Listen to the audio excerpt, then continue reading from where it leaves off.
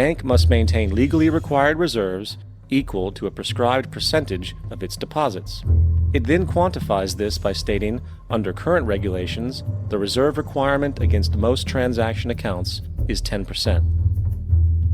This means that with a $10 billion deposit, 10% or $1 billion is held as the required reserve, while the other $9 billion is considered an excessive reserve and can be used as the basis for new loans.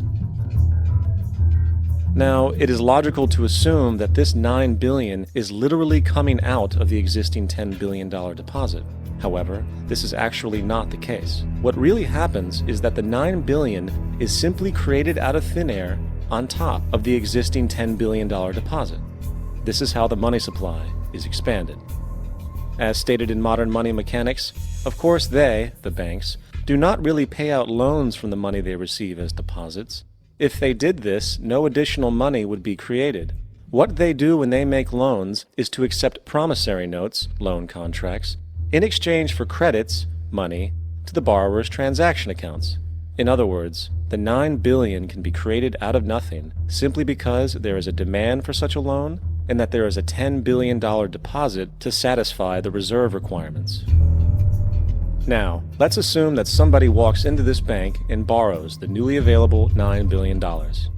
They will then most likely take that money and deposit it into their own bank account. The process then repeats, for that deposit becomes part of the bank's reserves. 10% is isolated, and in turn 90% of the $9 billion, or $8.1 billion, is now available as newly created money for more loans. And of course, that 8.1 can be loaned out and redeposited, creating an additional 7.2 billion, to 6.5 billion, to 5.9 billion, etc. This deposit money creation loan cycle can technically go on to infinity.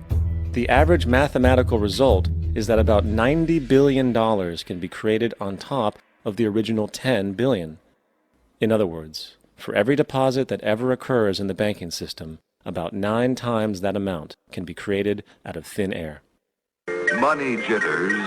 Ask the obliging Bank of America for a jar of soothing instant money, M-O-N-E-Y, in the form of a convenient personal loan. So, now that we understand how money is created by this fractional reserve banking system, a logical yet elusive question might come to mind. What is actually giving this newly created money value? The answer? The money that already exists. The new money essentially steals value from the existing money supply. For the total pool of money is being increased irrespective to demand for goods and services. And as supply and demand finds equilibrium, prices rise, diminishing the purchasing power of each individual dollar. This is generally referred to as inflation, and inflation is essentially a hidden tax on the public. What is the advice that you generally get? And that is inflate the currency. They don't say debase the currency. They don't say devalue the currency. They don't say cheat the people who are saved. They say lower the interest rates. The real deception is when we distort the value of money. When we create money out of thin air, we have no savings, yet there's so-called capital. So my question boils down to this: how in the world can we expect to solve the problems of inflation, that is, the increase in the supply of money, with more inflation? Of course, it can't. The fractional reserve system of monetary expansion is inherently inflationary. For the act of expanding the money supply, without there being a proportional expansion of goods and services in the economy, will always debase a currency. In fact, a quick glance at the historical values of the US dollar versus the money supply reflects this point definitively, for the inverse relationship is obvious. $1 in 1913 required $21.60 in 2007 to match value. That is a 96% devaluation since the Federal Reserve came into existence. Now, if this reality of inherent and perpetual inflation seems absurd and economically self-defeating, hold that thought, for absurdity is an understatement in regard to how our financial system really operates. For in our financial system, money is debt. and debt is money. Here is a chart of the U.S. money supply from 1950 to 2006. Here is a chart of the U.S. national debt for the same period. How interesting it is that the trends are virtually the same. For the more money there is, the more debt there is. The more debt there is, the more money there is. To put it a different way, every single dollar in your wallet is owed to somebody by somebody. For remember, the only way the money can come into existence is from loans. Therefore, if everyone in the country were able to pay off all debts, including the government, there would not be $1 in circulation.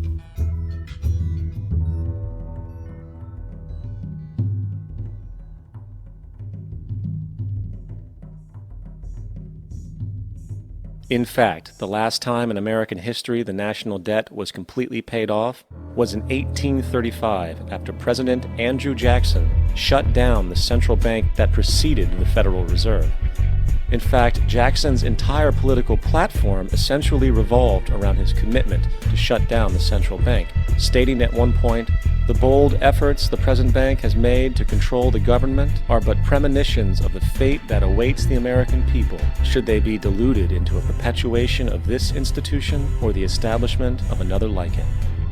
Unfortunately, his message was short-lived, and the international bankers succeeded to install another central bank in 1913, the Federal Reserve. And as long as this institution exists, perpetual debt is guaranteed.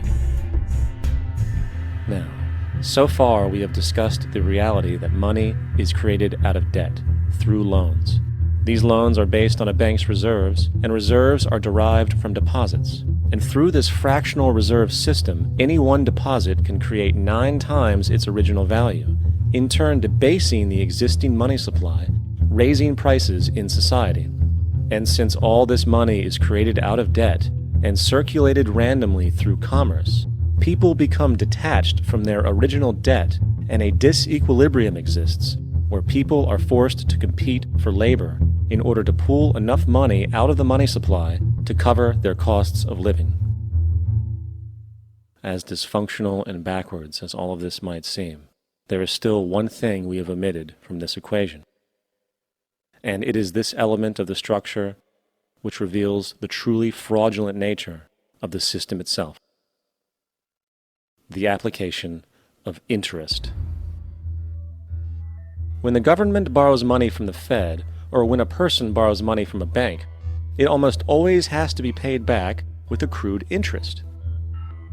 In other words, almost every single dollar that exists must be eventually returned to a bank with interest paid as well. But if all money is borrowed from the central bank and is expanded by commercial banks through loans, only what would be referred to as the principal is being created in the money supply. So then, where is the money to cover all of the interest that is charged? Nowhere. It doesn't exist. The ramifications of this are staggering, for the amount of money owed back to the banks will always exceed the amount of money that is available in circulation. This is why inflation is a constant in the economy, for new money is always needed to help cover the perpetual deficit built into the system, caused by the need to pay the interest. What this also means is that mathematically, defaults and bankruptcy are literally built into the system, and there will always be poor pockets of society that get the short end of the stick. An analogy would be a game of musical chairs, for once the music stops, somebody is left out to dry. And that's the point. It invariably transfers true wealth from the individual to the banks. For if you are unable to pay for your mortgage, they will take your property. This is particularly enraging when you realize that not only is such a default inevitable due to the fractional reserve practice, but also because of the fact that the money that the bank loaned to you didn't even legally exist in the first place. In 1969, there was a Minnesota court case involving a man named Jerome Daly, who was challenging the foreclosure of his home by the bank which provided the loan to purchase it. His argument was that the mortgage contract required both parties, being he and the bank, each put up a legitimate form of property for the exchange. In legal language, this is called consideration.